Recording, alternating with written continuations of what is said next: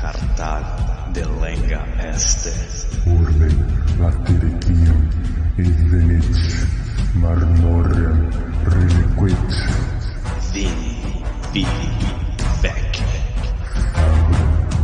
Esse suae cenque fortunae. Cetere Cartagine F delendem.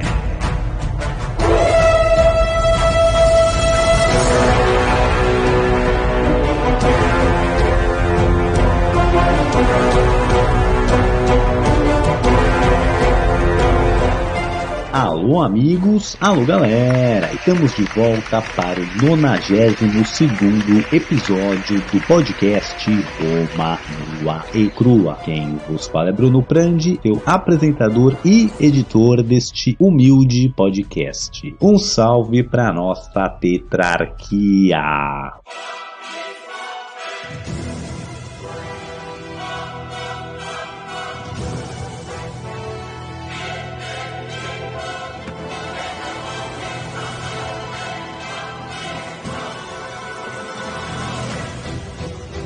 Imperator Maximus Nicolas Frandi, nossos Césares Lucas Frandi e César Casolari, e nosso primeiro senador Danilo de Oliveira. Recapitulando. No último episódio, vimos a Batalha de Pharsalus, o grande embate entre as tropas de Júlio César e de Pompeu Magno. Júlio César, apesar de ter menos tropas, menos suprimentos, ele, com a sua brilhante estratégia e com a casca grossice das suas tropas, com a expertise das suas tropas, consegue então derrotar Pompeu Magno. E no episódio de hoje vamos ver as consequências desta vitória magnífica do JC.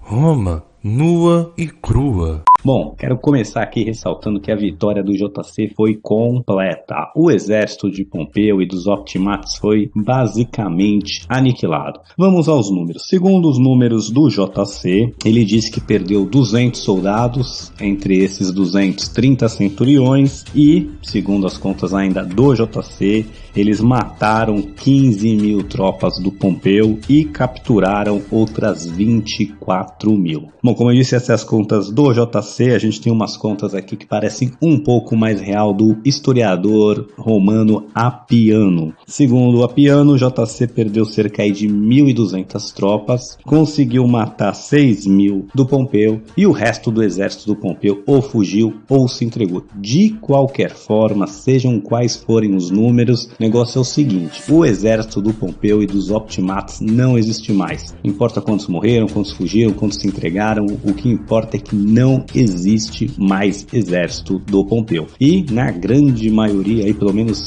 quase metade desse exército vai se alistar, vai virar agora soldado do JC. Não contavam com minha astúcia.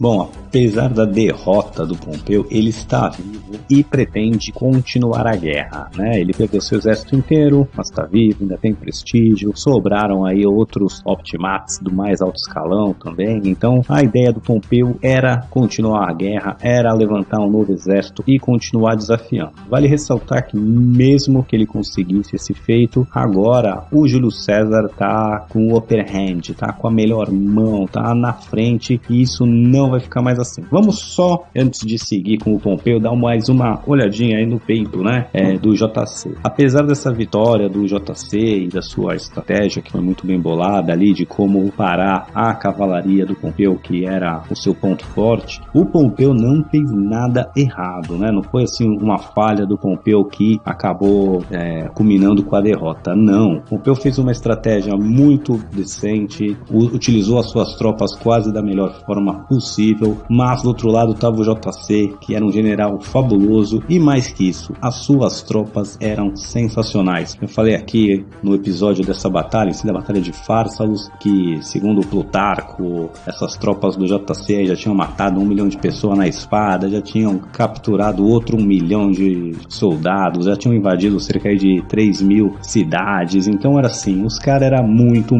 zica. Pensa um time aí de segunda divisão como o Corinthians, como o Palmeiras jogando contra o poderoso Santos. É sempre lavada, né? É mentira! Bom, JC, depois de vencer ali, consolida o seu poder na Grécia, porque os Optimates que conseguem escapar, o Catão, os filhos do Pompeu, o Sexto, o Glugneu, o Labienus, que também foge, e outros personagens importantes aí, eles vão lá para a província do norte da África continuar a resistência. Lembrando que a província ali da África foi a única que conseguiu vencer as tropas do JC, não o JC diretamente, porque ele não foi para a África, foi o Curião, que é o general que foi lá tentar tomar a província da África, e ele perdeu para o Varo, que era o general lá que estava tomando conta da província da África em nome dos Optimates. Então quem sobrou foi para lá, tirando o Pompeu aí que foi buscar a mulher, foi buscar o filho mais novo, a gente já vai voltar pro Pompeu, mas o resto dos Optimates que conseguiram fugir foi para lá. E JC então consolida o poder ali na Grécia, ele recruta mais tropas, ele assimila tropas do Pompeu, ele vai mandar o Marco Antônio ali para Roma, né, para tomar conta ali dos interesses. Já estava começando a chegar a época de novas eleições, então o JC manda o Marco Antônio ali tomar conta, e o JC vai perseguir o Pompeu, vai atrás do Pompeu. E onde o Pompeu foi se meter? Não sei. Bom, o Pompeu primeiro foi para a ilha de Lesbos, que é onde estava a mulher dele, a Cornélia. Foi lá buscar a Tchutchuca, o filho mais novo, e de lá a sua intenção, ele consegue ali nessa ilha resgatar a mulher. Ele vai então pro Chipre, a ilha do Chipre ali no Mediterrâneo, perto da Grécia ali. Ele faz empréstimos lá, consegue pegar uns soldados, uns barcos. Então ele estava começando ali a se restabelecer. A sua ideia era, depois do Chipre, ir para a província da Síria, que nominalmente era aliada de Pompeu. Ele pretendia ir lá, recrutar novos soldados, continuar o processo de guerra contra o JC, levantar exército, continuar a se preparar para dar continuidade na guerra. Porém, a Síria entra em revolta, vou chamar aqui entre aspas, né, porque ela não se revolta agora contra o Júlio César, apenas contra o Pompeu. Fica sabendo que ele apanhou, não quer que o Júlio César vá lá, meio que a província se alia a Júlio César e fecha a porta pro Pompeu. O Pompeu então decide ir para o Egito.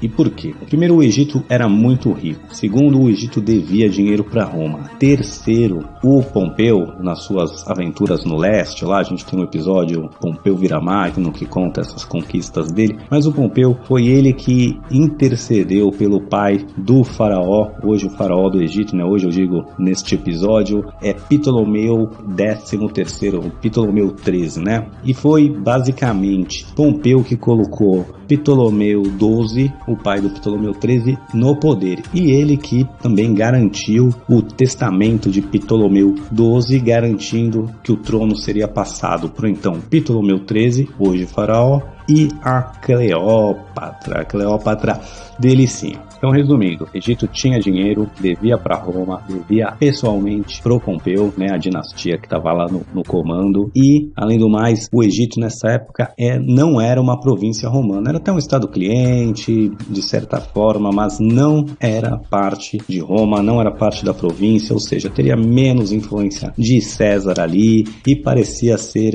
a escolha ideal. Porém, a situação no Egito não era rosas. A gente sabe aí que o Ptolomeu XIII está no poder, ele teoricamente deveria dividir o poder com a sua irmã Cleópatra e, como eu disse, eles eram irmãos, e não só irmãos, eles eram casados. Olha só que incesto bonitinho, né? Então, os egípcios ali, os faraós egípcios, né, eles eram considerados divindades e para manter o sangue puro era praxe casar irmão com irmão. Tinha um pequeno problema ali, além da relação incestuosa, que era o seguinte: o Ptolomeu XIII era um molecaço, tipo tipo 12, 13 anos, bem piazinho. E isso quer dizer o quê? Quem realmente controlava ali eram os conselheiros dele, os, vou dizer assim, chamar de ministros. Então tinha uma galera lá que influenciava e tocava, porque, convenhamos, com 12 anos você não sabe fazer nada. A Cleópatra já era uma ligeirona, a mina tinha aí cerca de 18, 19 anos nessa época, já falava 9 línguas, incluindo o próprio egípcio. Vale aqui uma ressalva, Ptolomeu XII, Cleópatra, tá? Eles vêm das dinastias gregas que dominavam o Egito, eles não eram egípcios. Alexandre o Grande conquistou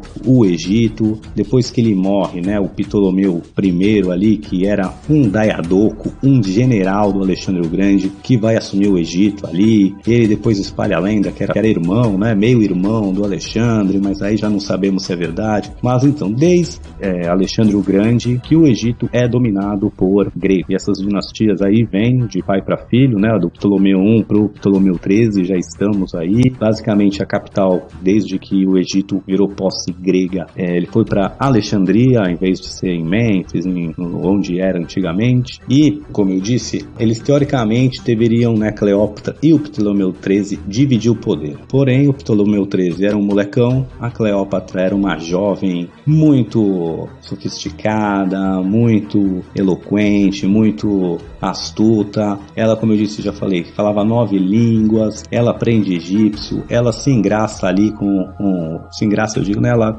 conquista o povo egípcio, porque desde que os gregos dominavam o Egito, eles estavam lá em Alexandria, eles estavam cagando e andando pro povo, para as tradições dos povos, do povo egípcio. E a Cleópatra não, ela participava das cerimônias religiosas, já que ela teoricamente era uma divindade, e ela aprende a falar egípcio, então ela cria uma base de poder muito forte. E ela com 18, 19 anos já tinha alguma condição de governar. E esses ministros, esses conselheiros do Ptolomeu XIII, né, odiavam a Cleópatra. E o que acontece? Nessa treta aí da sucessão, o Egito está meio que numa guerra civil entre a Cleópatra e o Ptolomeu XIII. Os dois estão com exércitos, o Ptolomeu ainda está mais no comando, mas tá uma bela treta. E Pompeu está se dirigindo para lá. Ele não sabe disso exatamente, dos pormenores, não sei exatamente quanto ele sabia dessas tretas internas, mas o povo do egípcio, principalmente ali a elite grega que dominava o Egito, os ministros, principalmente do Ptolomeu, a última coisa que eles queriam é atrair Roma para o seu território e trazer as tretas de Roma para dentro do Egito. Então o Pompeu vai para lá, tá chegando lá, atraca o navio ali na Bahia, perto de Alexandria, vai um barquinho a remo pequeno lá buscar ele com alguns soldados, o Aquiles, o chefe do exército do Egito, tinha um outro oficial romano lá, que é antigo soldado romano, que estava lá meio que prestando serviço, e essa galera então chama o Pompeu, né, fala aí, Pompeu, nós vamos te levar lá pra costa, lá pra praia. A mulher do Pompeu já fica achando meio estranho, porque afinal o Pompeu era uma digníssima persona romana, deveria ser recebido com toda a pompa, não vem um barquinho buscar ele sem nenhum tipo de pompa, sem nenhum tipo de cerimônia. Ela já achou isso estranho, mas o Pompeu tenta confortar ela, fala, não, relaxa, vai dar tudo certo, e vai pra esse barquinho a remo aí. Aí ele tá indo lá em direção à praia, tenta puxar um assunto com os caras dando um puta gelo nele, até que um resolve tirar uma faca, uma adaga ali, já dá-lhe a primeira, e aí do nada vira um festival de fura Pompeu, todo mundo dando facada, o Pompeu sendo eliminado ali na frente da esposa. Olha que coisa horrível. Não só furam o Pompeu inteiro e matam ele, como arrancam a sua cabeça, jogam o corpo no mar e já era Pompeu Magno. Só um parênteses legal aqui, pessoal, enquanto a gente segue com a história, os hieróglifos egípcios foram traduzidos graças a exatamente esse domínio grego do Egito. Aí você fala, mas o que tem a ver o domínio grego do Egito com a tradução dos hieróglifos? É que foi nas expedições depois de Napoleão, que ele vai para o Egito, que eles acham uma tal de Pedra Roseta. Que era uma Pedra Roseta? Era tipo um comunicado oficial do governo, tipo um decreto, um pronunciamento. E o povo era egípcio, porém, né, os dominantes eram gregos, então esse decreto, sei lá exatamente qual que é o termo jurídico que define esse documento, mas que estava escrito na pedra, nessa pedra roseta, ele é escrito em duas línguas, né, em egípcio, com os hieróglifos, e em grego. Então, a partir daí que a gente tem, né, o mesmo documento escrito em grego, em hieróglifos, os linguistas franceses ali conseguiram então traduzir os hieróglifos, porque já dava para ter uma base, né? Olha, tá aqui escrito alguma coisa em grego e essa mesma coisa escrito aqui com os hieróglifos, e foi daí que foi possível fazer a tradução dos hieróglifos. Então hoje eles têm uma ciência aí chamada egiptologia super avançada. Agradeçam Alexandre o Grande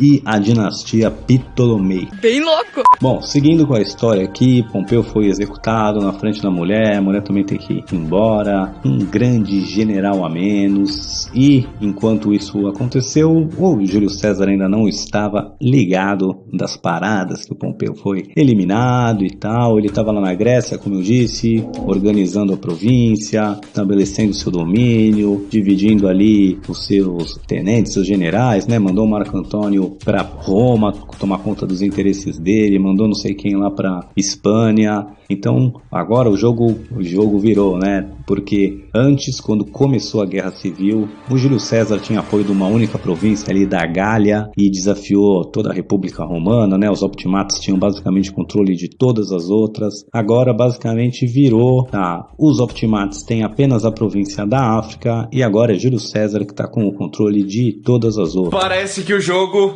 virou, não é mesmo? Agora está completamente a favor do Júlio César. Então ele passou um tempo ali organizando os paranauês e também coletando informação, né? Onde foram os optimatos que escaparam, onde foi o Pompeu. E aí ele começa a receber inteligência que o Pompeu foi para o Egito. E aí ele junta ali cerca de 2 legiões que ele tinha, mas essas legiões estão bem depredadas. As legiões eram a 6ª legião e a 27ª. E aí ele juntando essas 2 legiões, aí o que sobrou delas tem cerca de 3.200 soldados. E ele junta também mais cerca de 800 de cavalaria. Junta aí alguns barcos, aí consegue juntar cerca de 10, um pouco mais de barco, e vai pro Egito atrás, com uns 4.000 soldados, né? De novo, olha o JC metendo louco aí, 3.000 soldados de infantaria, 800 de cavalaria, e assim que ele vai perseguir o Pompeu. Mas na cabeça dele estava tudo de boa, né? O Pompeu não tem exército nenhum, ele chega lá com cerca de uma legião completa aí, menos que isso, mas já é uma guarda considerável, né? Levando em conta ainda o quão casca-grossa são as tropas do JC. Mas ele então vai atrás, recebe inteligência que o Pompeu está no Egito e vai desembarcar ali em Alexandria. Bom, assim que o JC desembarca em Alexandria, já vem uma comitiva ali real, faraônica, fala com ele e eles entregam ali uma caixa ali pro JC, que dentro dela tá a cabeça do Pompeu. O JC fica no veneno, ele não quer nem olhar, ele vira a cara. Que porra é essa? Aí depois vão lá e trazem o anel onde tem o selo do Pompeu, né? Era normal,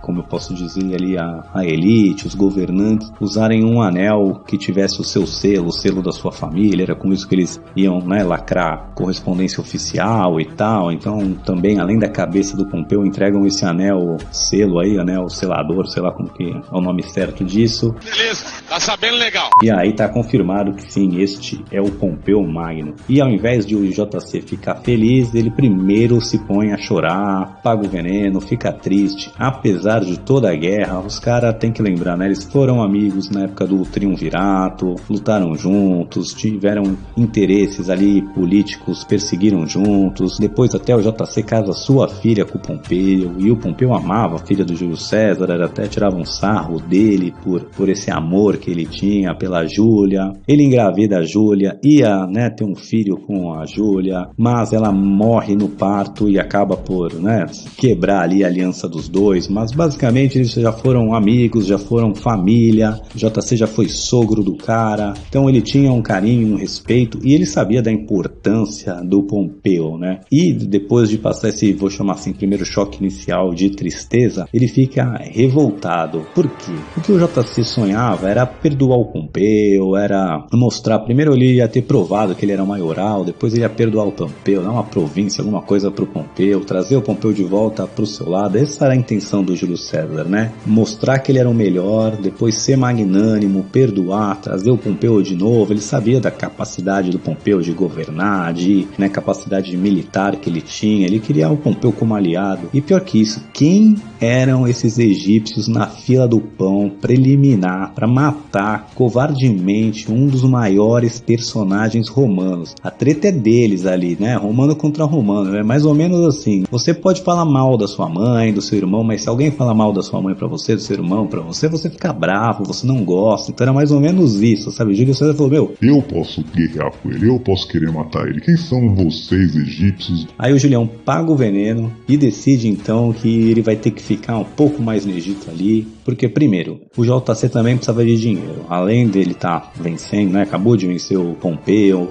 ele recrutou mais um monte de tropa ali na Grécia, assimilou tropas do Pompeu, então ele vai precisar desse tesouro aí. O Egito devia uma grana para Roma e estava no meio dessa guerra civil aí entre a Cleópatra e o Ptolomeu XIII. Então ele falou, não, eu vou arbitrar essa treta aqui, vou cobrar minha dívida e já vou esfregar na cara desses egípcios trouxa que quem manda aqui é Roma, quem manda no Mediterrâneo somos nós e vamos deixar isso bem claro para eles. Bom, pessoal, só que antes de terminar também fazer mais umas ressalvas, né, que agora com a morte do Pompeu, a guerra civil vai continuar. Ainda temos Catão, ainda temos os filhos do próprio Pompeu, o Sexto e o Gneu, ainda temos o Labienus. Esse pessoal agora tá todo ali na província da África. Eles tinham dinheiro, prestígio para continuar fomentando essa guerra civil, né? Eles agora estão na defensiva, eles estão numa posição inferior, mas a guerra vai continuar. Além desses problemas deles, né, de terem apenas uma província, estarem na defensiva, também tem um problema que o Pompeu era o grande líder dos Optimatos. Com a morte do Pompeu, agora fica meio que sem um cabeça oficial. O Labienus, de longe, era o melhor comandante ali dos Optimatos, mas ele não tinha o prestígio do Catão, então a cadeia de comando assim também vai ficar um pouco prejudicada, o que ainda vai dar um pouco de dificuldade para eles aí. Mas, pessoal, apesar dessa treta estar rolando, o JC também, vocês pensem comigo aqui, os egípcios já mataram um romano. Chega outro aqui agora cantando de galo. Será que não vai dar ruim? Será que não vai dar treta? Então, pessoal, fica ligado que no próximo episódio nós vamos entrar agora na Batalha do Egito, que vai culminar ali com a Batalha do Nilo. Veremos aqui, apesar de não serem as maiores batalhas, ser uma batalha tangente aí da Guerra Civil, eu posso dizer que vai ser o momento em que JC realmente corre mais risco de vida, uma vez que ele está com pouquíssimos soldados em território hostil, e ele ainda vai lá pagar um sapo, cantar de galo, fazer um monte de exigência, e vamos ver como desenrola aí essa presença de JC no Egito. Então fique com a gente e até! Alô amigos, alô galera, só lembrando que ainda tá muito fácil de participar do nosso seleto grupo de apoiadores carinhosamente apelidados de Tetrarquia. Você que gostaria de contribuir com este humilde podcast, por favor entre no link que está na descrição para visitar a nossa página do Padrim. Lá contém todas as informações necessárias e você poderá deixar seu nome registrado para sempre na história da educação brasileira. Vem!